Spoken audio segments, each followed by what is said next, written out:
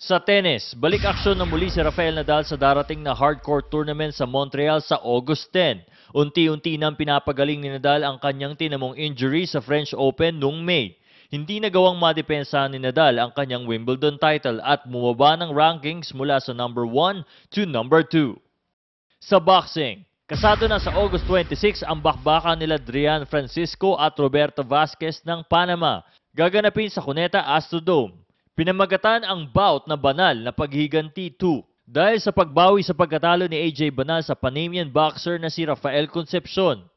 Si Concepcion at Francisco ay nakatakdang magharap sa July 19, subalit dahil sa influenza H1N1, hindi na ito natuloy at pinili na lamang nakalabanin si Nonito Donaire Jr. sa August 15 sa Las Vegas. Masabi ko ngayon sa laban ko na to, mabigat na laban to si Vasquez kasi bali 2 times world champion to, former dating world champion. Kaya pinapagandaan namin at saka pinanood namin yung laban niya sa internet, talagang magaling. Kaya kumbaga hindi pang karaniwan laban to.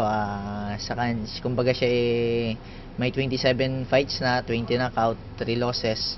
Ako ay 17 wins, 1 draw, 30 knockouts. Kaya kumbaga mas veterano sa akin, mas mahaba yung experience niya. Kaya mabigat na laban to, sana panoodin nila. Ayon kay Elmer Anyuran, president ng Saved by the Bell Boxing Promotions, si Francisco ay may taglay na Little Espinosa dahil sa scientific nitong estilo ng pakikipagboxing. Ang Saved by the Bell bumubuo ng one of the biggest event this year, banal na paghihiganti, featuring our very own Drian Gintong Kamao Francisco versus another Panamanian, Roberto La Araña Vasquez, a 2-time world champion. Actually, scientific boxer itong si Drian. Para sa akin, he is a modified Luisito Espinosa. So, hopefully, magawa niyang mabigyan ng panibagong karangalan ang ating bansa.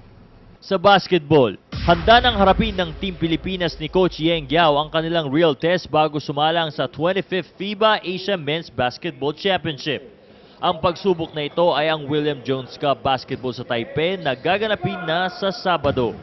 Sa NBA, mabangis agad ang pinamalas ni top draft pick Blake Griffin para sa Los Angeles Clippers sa kanilang Summer League laban sa Los Angeles Lakers. Sumiklab ang full arsenal of speed ni Griffin, kasama ang power, poise, at awareness. Dito pinadapa ng Clippers ang Lakers, scoring 93-82. Ang 6'10" power forward na si Griffin ay nagpasok ng 11 out of 15 shots at 12 rebounds. Ryan Ramos para sa Sports Update.